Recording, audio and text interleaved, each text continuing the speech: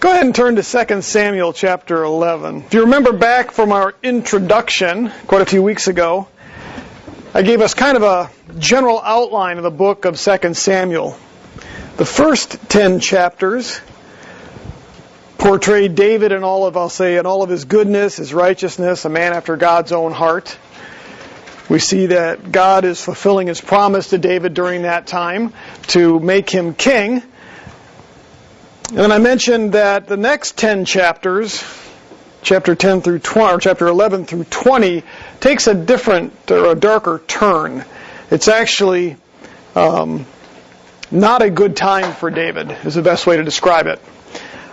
In many respects, the first 10 chapters, David serves as a type or an example of Christ, and we've kind of focused on that, concentrated on that.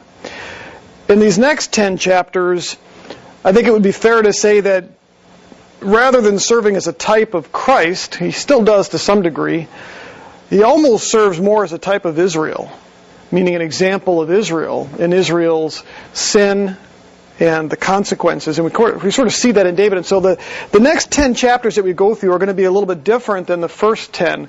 In some respects, they're not as encouraging, but in other ways they are just as, and even more so in some respects, because they show God's response to David when he sins, and David's response to God when he gets confronted. And that really all starts with our passage today. And to be real honest, it starts with a bang. In fact, I'm looking at the headline here in chapter 11 of my NASB Bible, and it says, Bathsheba, David's great sin. And that is a reminder of what we're going to look at today. Today we come to 2 Samuel chapter 11, where we see probably the most well-known sins of David. Probably the starkest, the grossest, if you will. Something that many, even unsaved people, would know and remember or recognize about David. And as we look at it, I'm going to keep another verse in mind because it's going to kind of create, in some respects, an overlay to what we're looking at today. It comes from James chapter 1, verse 14, where he says, "Each one is tempted when he is carried away and enticed by his own lust. Then when lust has conceived, it gives birth to sin, and when sin is accomplished, it brings forth death." We're going to see that pattern in David's behavior today, and so again, it kind of becomes our overlay to what we're going to talk about today. We're going to see a perfect example of what James mentions here in what we're going to look at today. The first couple of verses lay out what we can expect here. And it said, David's temptation began innocent enough. This is going to be a passage today about David's temptation and his sin. And the first thing that stands out to me about it is that David's temptation began innocently enough. The text tells us that it was springtime. Let me go ahead and read that. "Then it happened in the spring, at the time when kings go out to battle, that David sent Joab and his servants with him and all Israel, and they destroyed the sons of Ammon, and besieged Rabbah. But David stayed at Jerusalem. Now when evening came, David arose from his bed and walked around on the roof of his king's house. And from the roof he saw a woman bathing, and the woman was very beautiful in appearance." So the text tells us that it was springtime. That's normally when the kings would go out to fight their battles. But this time it says David stayed behind. Now, I'm going to take a little bit of a different approach on this because some argue that this was David's first sin, that he stayed behind and he shouldn't have been staying behind. They attribute to David some type of devious behavior, that he had a reason to stay behind, and it all had to do with watching Bathsheba and having adultery with her. But you notice there's nothing really in the text here. It's fairly innocent in the sense that it simply says that the kings normally go out and he stayed behind. Now, this isn't the first time or the only time David stayed behind. He had a very competent general in Joab. The army that he was specifically facing at this point was not a very strong army. And so I'm going to just take the text at face value here and say that David didn't have a need to go out. He was leaving the battle, if you will, to his competent general Joab. And so David simply stays behind because it wasn't necessary or required for him to go out. And he's doing something here that was fairly normal. It said that David in the evening had just risen from his nap and he took a stroll on the rooftop of the palace. It was a fairly common custom in the ancient Near East to sleep or nap in the afternoon because that was the warmest part of the day. They didn't have central air like we do today. And so they would often nap. I think, isn't that pretty common or typical down in Mexico to be napping in the middle of the day? Well, same thing in the ancient Near East. It was also fairly common for them to be able to go up to the rooftop of the home in the evenings because it was generally cooler because you'd get the breeze. And so David is doing just that. Fairly innocent at this point. He's just doing what you would expect that he might do. But while he's walking on the rooftop, it says that he saw a beautiful young woman bathing. We know that that's Bathsheba. Now it doesn't tell us specifically where she was bathing. Verse 4 indicates that she was cleansing herself. There's a slight difference in how the NASB translates that particular verse there. We'll get to that in a minute here. But it says that she was cleansing herself after her monthly cycle, a fairly common requirement according to the law. And so she was doing that. We should assume probably on that she was doing that in the privacy of her own home. That's not something you would typically do out in the open. There are some who have tried to claim that Bathsheba was deliberately bathing on the rooftop of her house, specifically in the sight of David, to draw David's eyes and attention toward her. But again, we don't see that in the text, do we? I think that's an assumption, and I think it's a very bad assumption. It's more likely that she was doing this in the privacy of her own home. David's mansion, if you will, was higher up. He could see down into the city. And as you can imagine, as he's up there on his rooftop, he could probably see through the windows in the homes, or the openings in the homes. There may have been a little portico area where her bath was that would normally afford privacy because of the walls, but if you're higher up, you can look down and you can see those things, and that's basically what we're seeing here. I've got a great example of this. One of the things I hate about our bedroom at home is that right there, our master bedroom is fairly large, and there's what's almost like a hallway that leads to our master bath, and there's a little table there, makeup table for Amy. And right there's a window that looks out over our driveway. But the windowsill is about here, and so the window is like this. And it faces all of our neighbors and out into the cul-de-sac. And you have to go past that to see or to get into the bathroom. Well, Amy's closet is on this side of the window. My closet is on this side of the window, and then there's the bathroom. So anytime we do anything in that bathroom, we have to walk right in front of that window. Now, if you're down in the driveway, you don't see anything. But as I look out the window, I can see all of my neighbors, and I'm going to make the assumption that all of my neighbors could see me in front of that window. And considering the windowsill is about this high, they probably could get a pretty good look at all of me if I wasn't careful. And so we have these shades that allow us to basically bring them from the bottom up or the top down. And so generally speaking, in the morning, I will open those shades up. I don't open it all the way up, but what I do is I open it up so that the top is down and the whole bottom is covered. And that's for privacy. And it's because I'm smart enough to know that due to the height, anybody else that's in their second story can look in and see us in all of our glory. And I think that's what we have here, is David is up on the rooftop, and he's able to look down and see. And so as he's strolling in the middle of the day, innocently enough, enjoying the cool of the evening, he looks down and he can see this, what's called here, this beautiful woman, beautiful in appearance, bathing. That's often how temptation begins, is it not? We don't necessarily have to plan or to scheme to sin, though we sometimes do.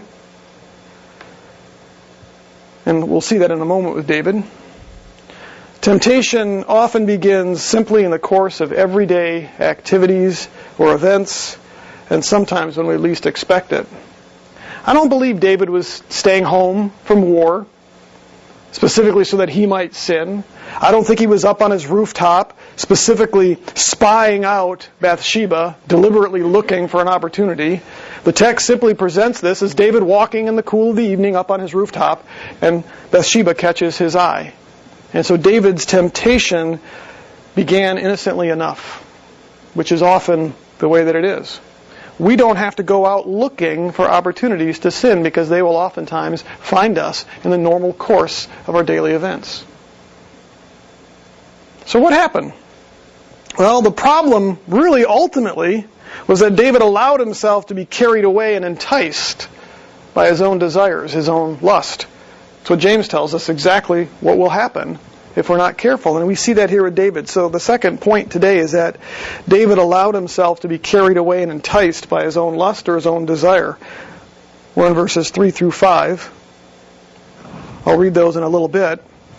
The problem for David wasn't that he was tempted, but it's in how he handled the temptation that he faced. Temptation in and of itself is not sin. It is the beginnings.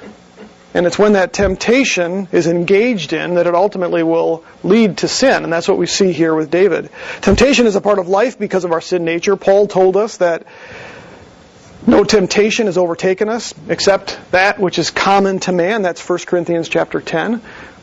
That when we get overtaken is fairly common to us.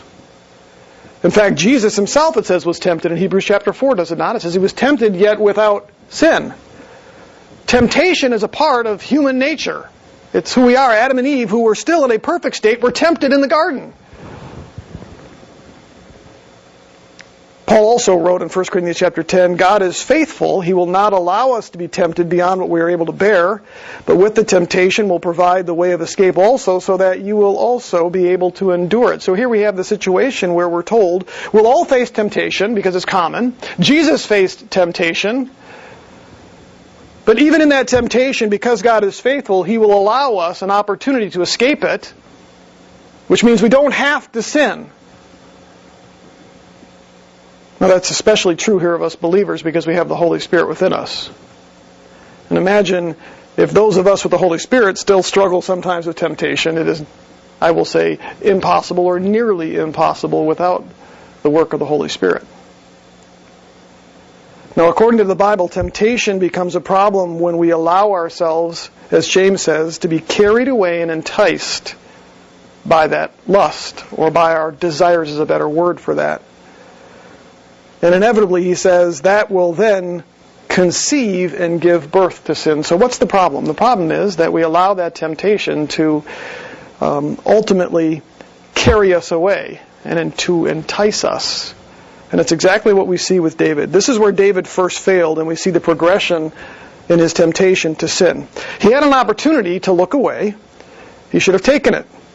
The Hebrew tense for saw, in this particular case here, is in the imperfect, which basically means that it refers to an ongoing action. That David saw her, and instead of turning away, what did he do? He continued to look. He continued to see. And as a result of that, he was enticed by his own desire. He liked what he saw. The text tells us she was a beautiful woman. Now, what we know of Bathsheba is fairly limited here, but she was likely a very young woman, probably fairly newly married, because it doesn't say anything about her inability to have children, and we know that she does have children later, but the fact that she was married and did not have any children would typically indicate that she was fairly young and fairly newly married. David at this point is probably a good 30 years her senior. He's looking down, he sees her, he finds her attractive, and it says here that he continued to look at her. He allowed himself to be carried away and to be enticed. The easiest point at which to avoid sin is in the initial stages. Think about this for a moment. Would it have been easier for David to simply turn his eyes away, or to wait until they had brought her up to his chamber?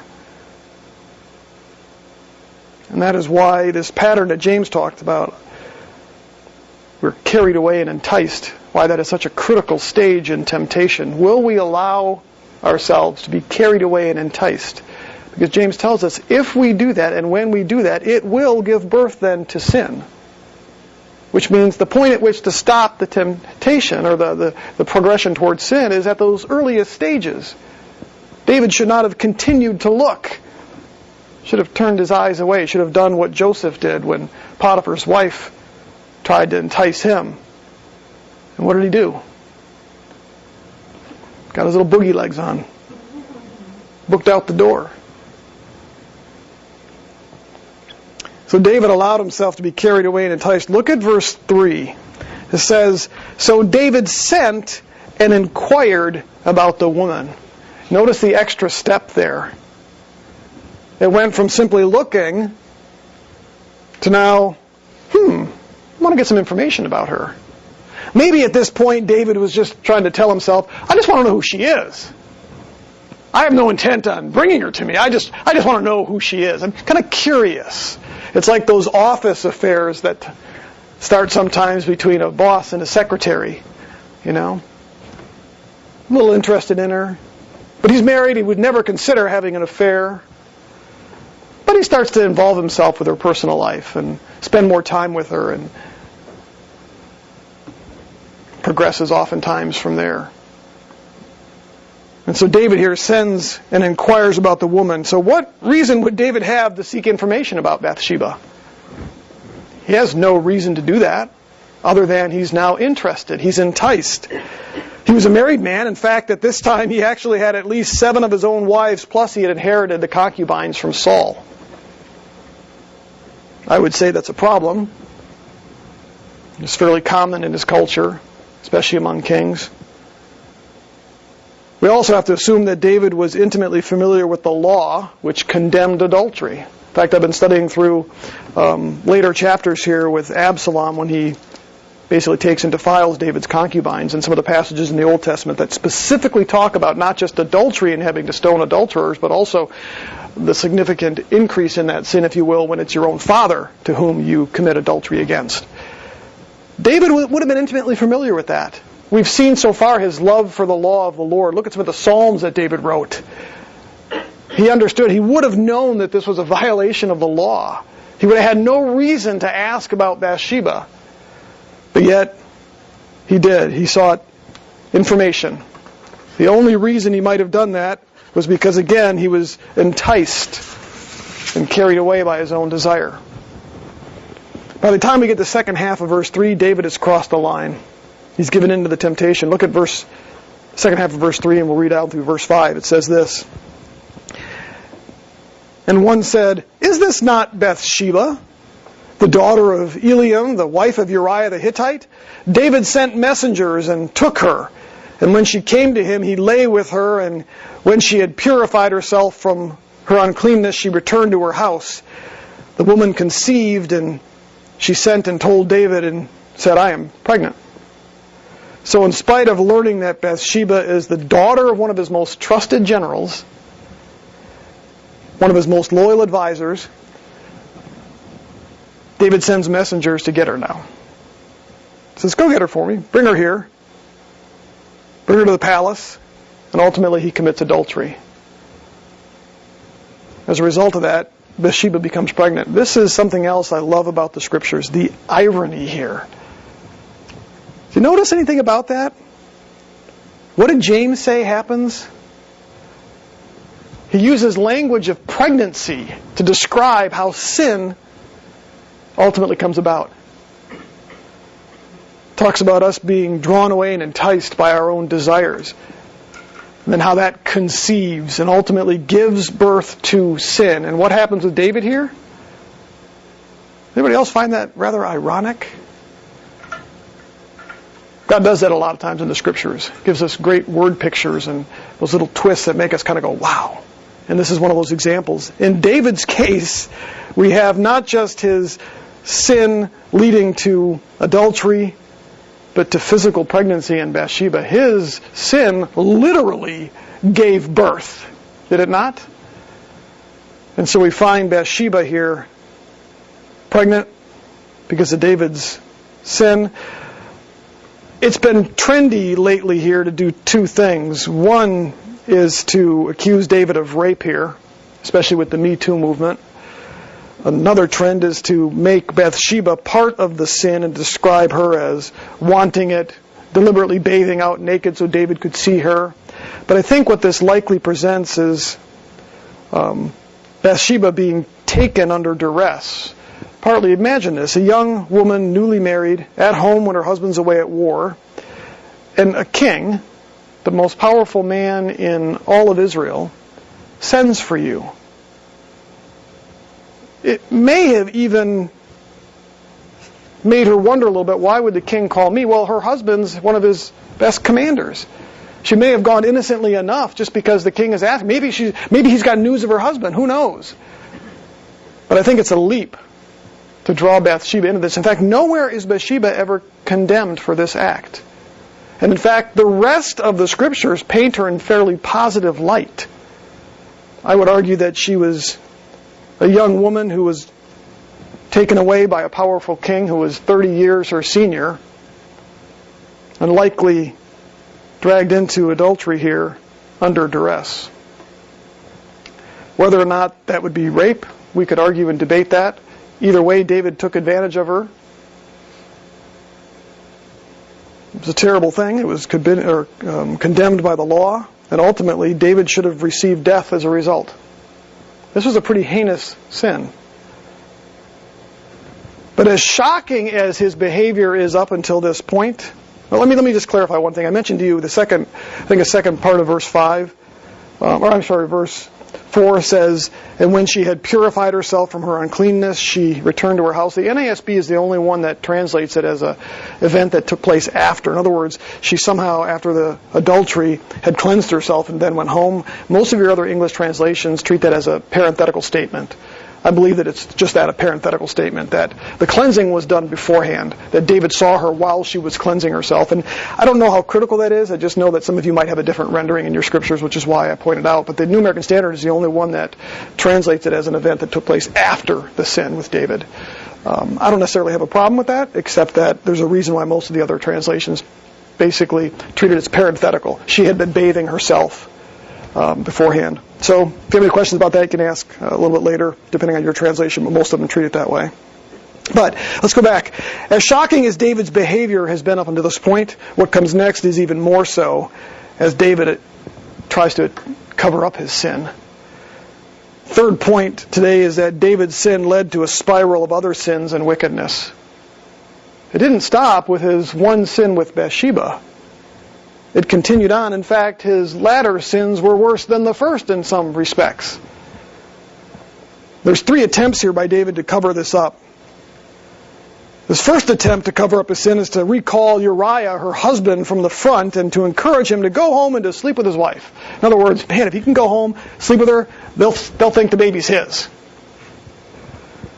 So he calls Uriah from the front, sends him home, hoping he will sleep with his wife, and therefore assume the child is his. We find that in the next couple of verses here. Start of verse 6. Then David said to Joab, "Send me Uriah the Hittite." So Joab sent Uriah to David. When Uriah came to him, David asked concerning the welfare of Joab and the people of the state of war. Then David said to Uriah, "Go down to your house and wash your feet." And Uriah went out of the king's house, and a present from the king was sent out after him. So he goes and he calls Uriah home. Notice the deception and the false pretense here. Uriah shows up, probably wonders why he's been asked to come back from the front. And David's like, I just want to know how the war is going. Why would you ever call a low-level, I'll call it this, a low-level soldier to find out how the war is going when you've already talked with the commander? He's already talked to... David knew how the war was going. Joab would have communicated that to him. But David, under this pretense, he has to come up with some excuse as to why he's called Uriah home. He can't say, well, you know what, I just committed adultery with your wife. I need you to go home and sleep with her because I don't want anybody to find out she's pregnant now. So it's, I want to know, how's the front? Why don't you sit down, have some wine with me. Sit down, Uriah. Let's talk. How are things going out there on the front? The pretense there, you can already see David's deception here leading to further sin, can you not? Notice, too, in verse 8 that he even tries to butter him up. Sends him a present. Sends him a gift. Make him feel good. That is... You think about what David has just done to his wife. Then he sends him a gift. Callous. To violate his wife in the way that he did and then think, I'll just send him a gift. That's messed up.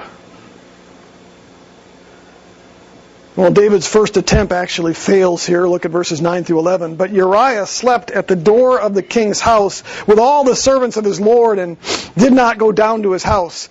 Now when they told David, saying Uriah did not go down to his house, David said to Uriah, have you not come from a journey? Why did you not go down to your house?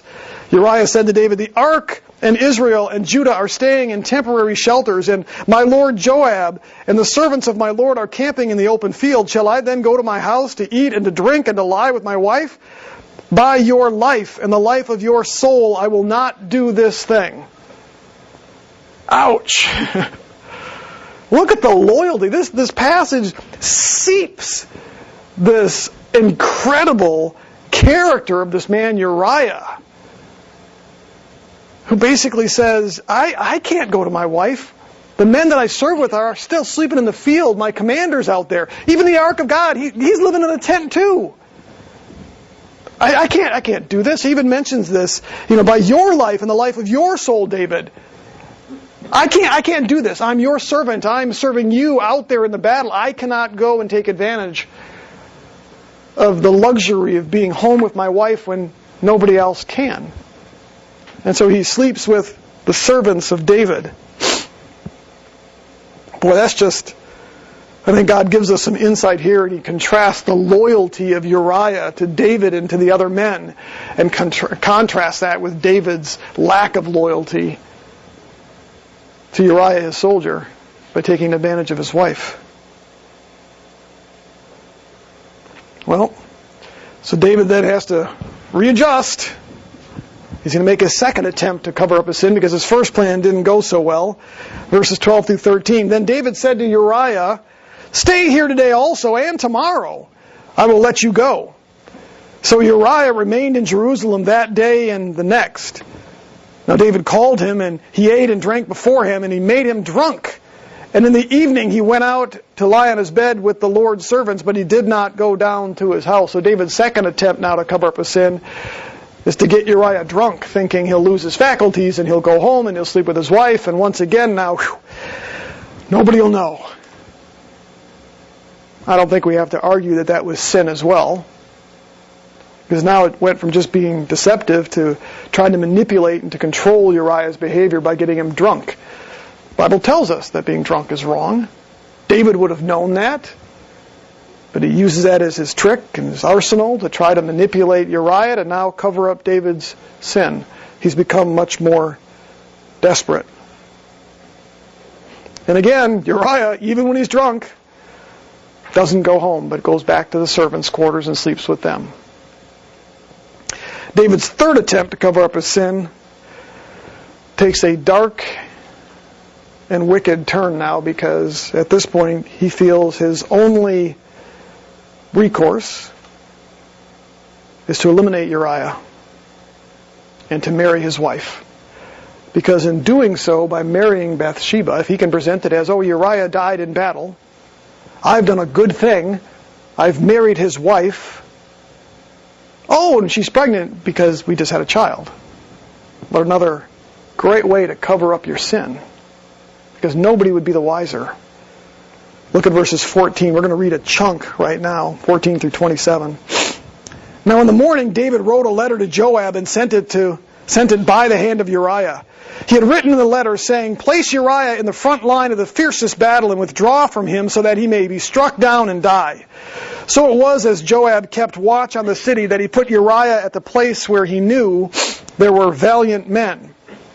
The men of the city went out and fought against Joab, and some of the people among David's servants fell, and Uriah the Hittite also died. Then Joab sent and reported to David all the events of the war.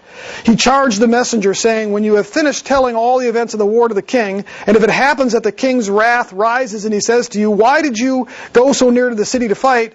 Did you not know that they would shoot you from the wall? Who struck down Abimelech, the son of Jehoshaphat? Did not a woman throw an upper millstone on him from the wall so that he died at Thebez? Why did you go so near the wall?' Then you shall say, 'Your servant Uriah the Hittite is dead also.'" So the messenger departed and came and reported to David all that Joab sent to tell him. The messenger said to David, "The men prevailed against us, came out against us in the field, but we pressed them far as the entrance of the gate. Moreover, the archers shot at your servant from the wall, so some of the king's servants are dead, and your servant Uriah the Hittite is dead also." Then David said to the messenger, "Thus you shall say to Joab, 'Do not let this thing displease you, for the sword devours one as well as another. Make your battle against the city stronger and overthrow it, and so encourage him.'" Now when the wife of Uriah heard that Uriah her husband was dead, she mourned for her husband. When the time of mourning was over, David sent and brought her to his house, and she became his wife. Then she bore him a son, but the thing that David had done was evil in the sight of the Lord. So basically, David contacts, or actually writes a letter to Joab, his commander, and comes up with this plan. I want you to have Uriah killed in battle so it looks like a battle injury. Look how sick this is. David literally sent Uriah back to the front with his own death warrant in his hand. Talk about ironic.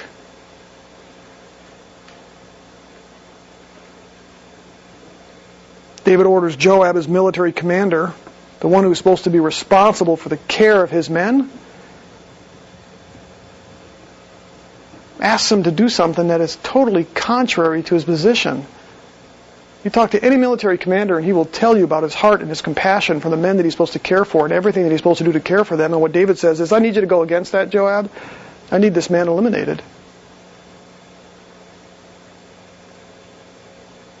Notice too, when Joab carries out his plan, it's not just Uriah that is killed, but other soldiers as well.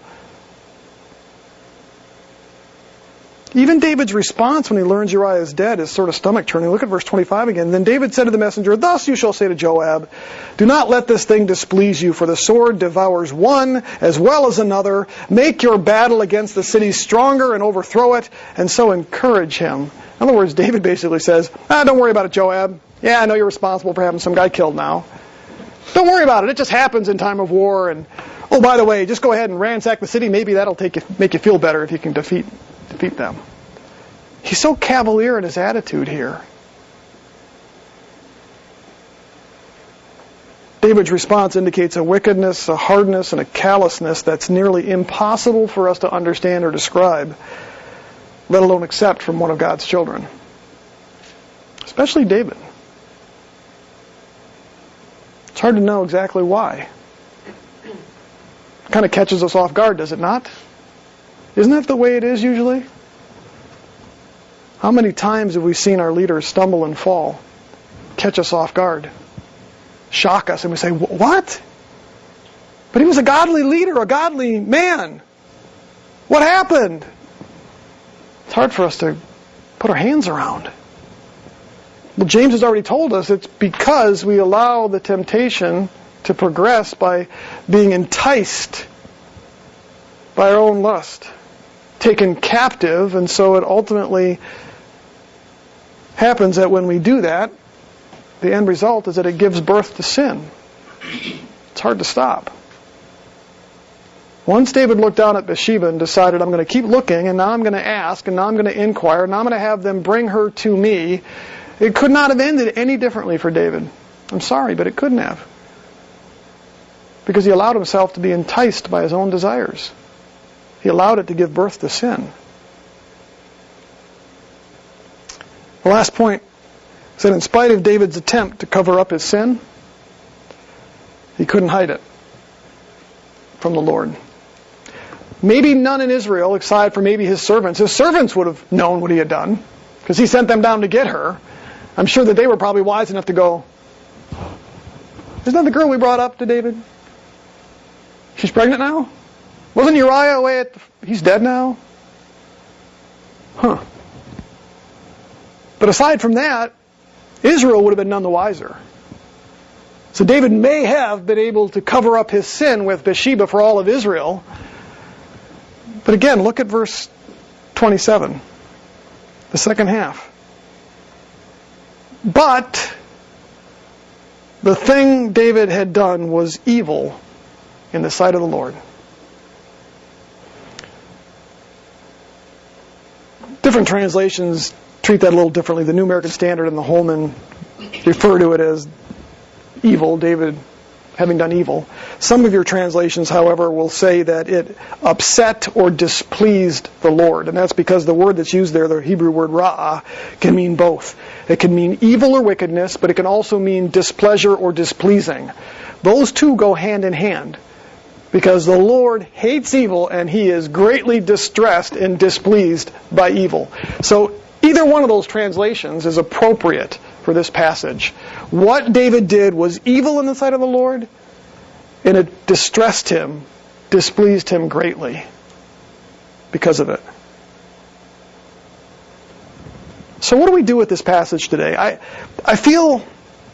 wish we had more time, because I think I'm going to do this next week. I'm going to actually bump out a little bit next week. I didn't plan to do this, but I'm going to sort of wrap this up for us. But then I'm going to suggest that maybe we spend next week talking about things that we can do, maybe to avoid what David did. What does the Scriptures say to us about how to deal with temptation, or how to deal with sin? And so I'm going to spend some time doing that, because I feel like we should do that today, because I don't want to leave us hanging. But I want to just summarize it with this. There's a bunch of things we can learn from this that I think will help us. The first is that temptation often begins innocently enough. I think that's important for us to remember. We don't have to go out looking for it. It's part of our daily lives. It's something we're going to face on a regular basis, which means we have to be aware of that. We have to recognize that we are individuals with a propensity still to sin. Even with the Holy Spirit, we are still tempted, are we not? Because temptation is a part of human nature. Even Jesus, again, was tempted. So we need to be aware of the fact that temptation comes as a part of our everyday life, and oftentimes when we least expect it. It can come internally through, the Bible really points out 3 ways that we're tempted: the lust of the eyes, what we see; the lust of the flesh, what we feel; and the pride of life. It comes from 1 John chapter 2. So we are often tempted internally through the lust of the eyes, the lust of the flesh, and the pride of life. Just who we are in some respects. But can also come externally from the enemy. 1 Peter chapter 5 says that the devil prowls around like a roaring lion, looking to devour us. You may have heard it referred to as the fiery darts sometimes that get shot at us from the enemy. And so we are tempted both internally and externally. And the enemy is smart enough to know not just to drop a big sign in front of us, "You're being tempted." It just comes as a part of our everyday life, walking around. I learned years ago that, and I haven't seen this much anymore because I almost never go into a gas station. But I had learned years ago, there were some gas stations when I was in college where, and at that time you always still went in and you paid with cash usually. And there was a couple of gas stations where every time I would go in, right there at the counter, underneath the counter, right there facing you as you'd walk up, were all the, I'll call them girly magazines to be gentle. And I finally got to the point where I'm like, you know what, I'm just not going to buy gas at those gas stations. It's not something I needed to see. They were designed that way for a reason.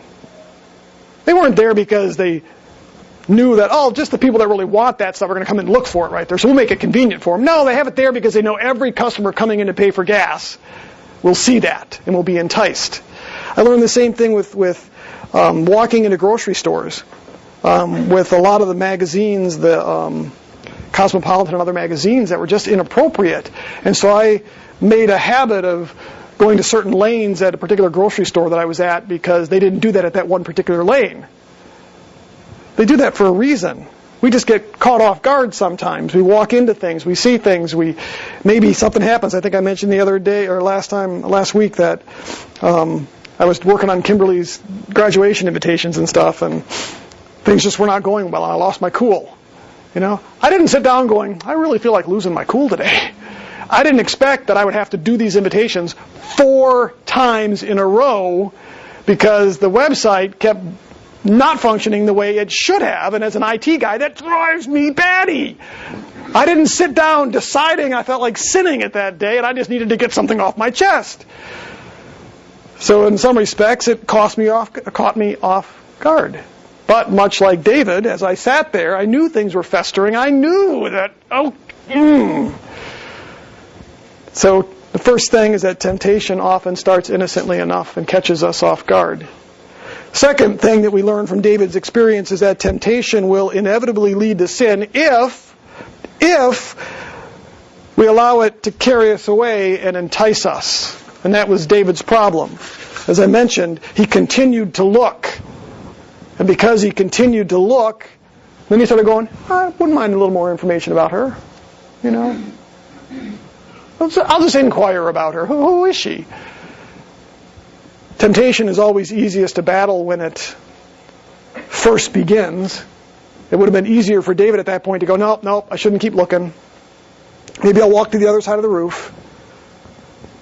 It would have been a lot easier to do that than when she's standing in front of him and she's in his chambers and his guards and his servants have already left and it's now just he and him, and David's going, I really shouldn't do this. The law says I really shouldn't do this, and by the way, this is my commander's wife. I really shouldn't do this, but you know what? She's already here.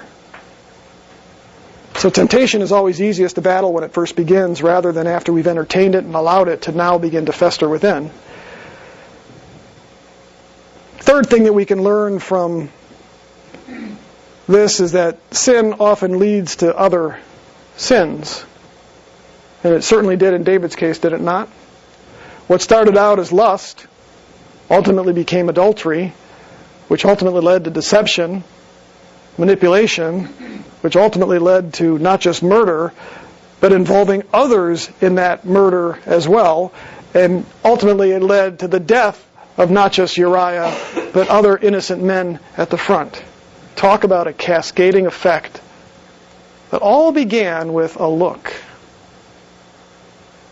And so the third thing that we can learn from this is that oftentimes once that starts, it can cascade into other things. Rarely do we sin one sin and no other sins are associated with it. You ever find that with your own life?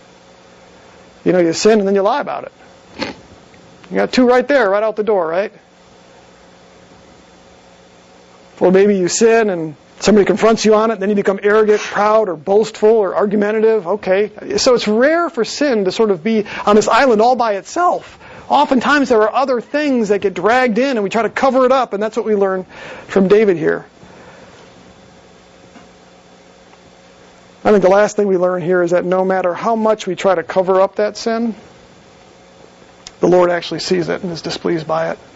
Others may not.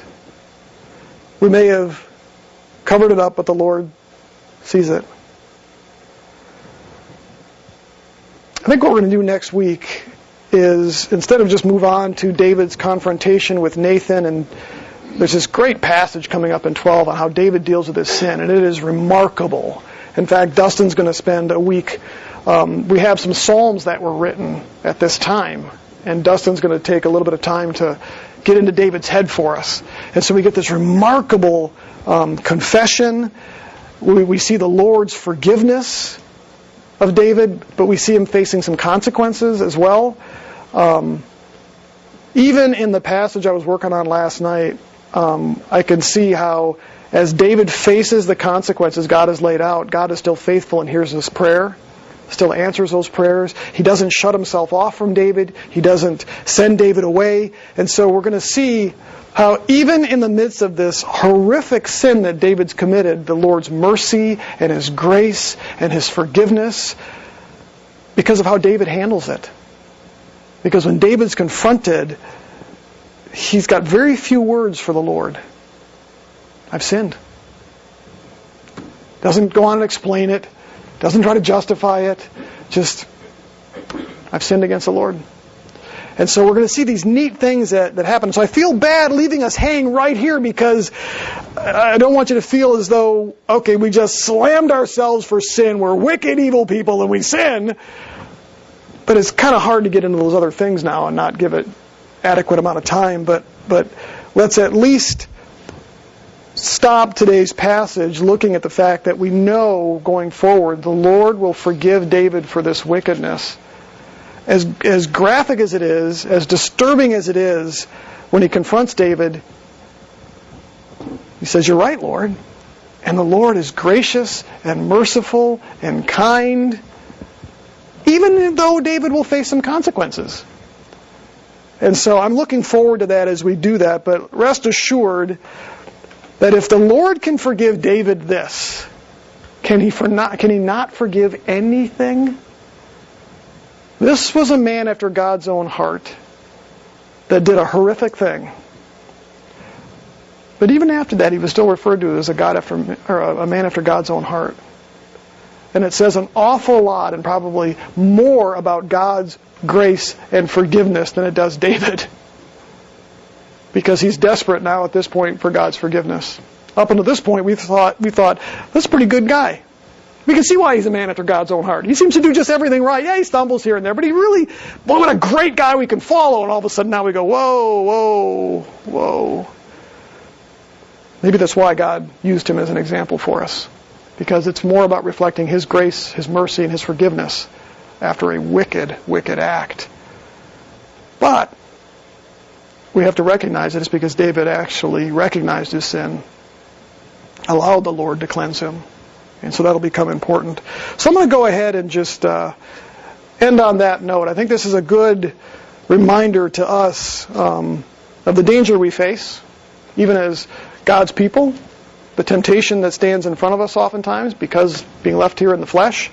But there's hope, and again, we'll get into that next week as we do kind of a topical look next week of just some various passages on how might David have responded? What might David, should he have done to be able to battle this? The Bible has an awful lot to say about why we get carried away and enticed and things that we can do. There's no magic bullet. I can't give you a formula to stop sin.